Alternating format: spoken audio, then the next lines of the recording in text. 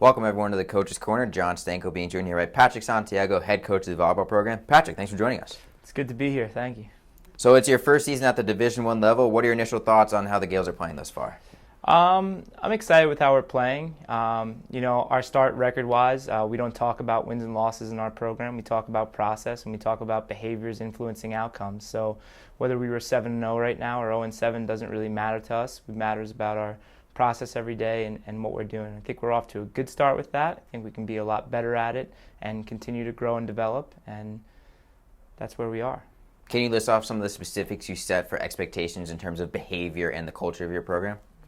Yeah, well, it's a lot about collective responsibility. There's a communication piece that's very important, and commitment is obviously paramount. And with that, we also have to have a lot of integrity and a lot of pride in our program. It comes down to a lot of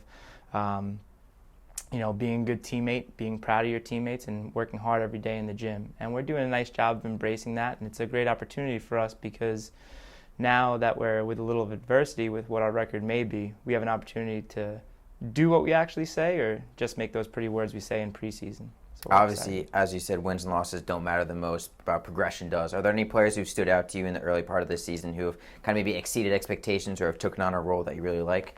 A lot of players have done very well. Our senior captain, Carly White's doing a fantastic job as a leader with our attitude. I'm also exceptionally proud of our two freshmen who might not play as much.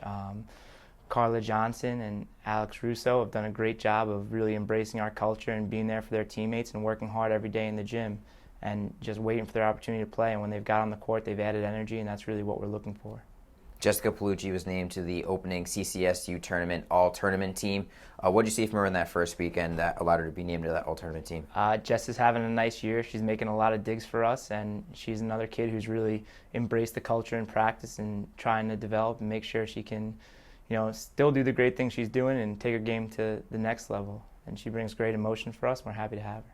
Claire Archibald was named to the Yale All-Tournament team. She was very close to being the Rookie of the Year last year. She was named to the All-Rookie team along with Jess. What did you see from her last weekend at Yale? I see a little bit more poise in her offense.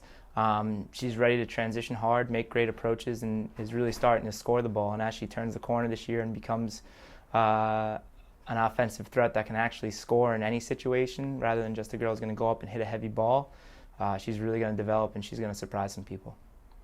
You guys start conference play in just about a week. You guys are going to take on the Jaspers to open up conference play, and you got a couple more non-conference games to tune up before then. But what do you want to see improve most before you take on Manhattan and start MAC play? I mean, again, it's not really the games right now. It's every day. So today we want to do a great job of being good teammates for each other and getting ready to go play Stony Brook. And then tomorrow we want to get in the gym and make sure we're getting the most out of every touch. And if we do that every day and we constantly are accountable to each other and honest with how we're doing, I think that the games will take care of themselves. So we're looking forward to 7 o'clock tonight, and then we're looking forward to practice tomorrow morning.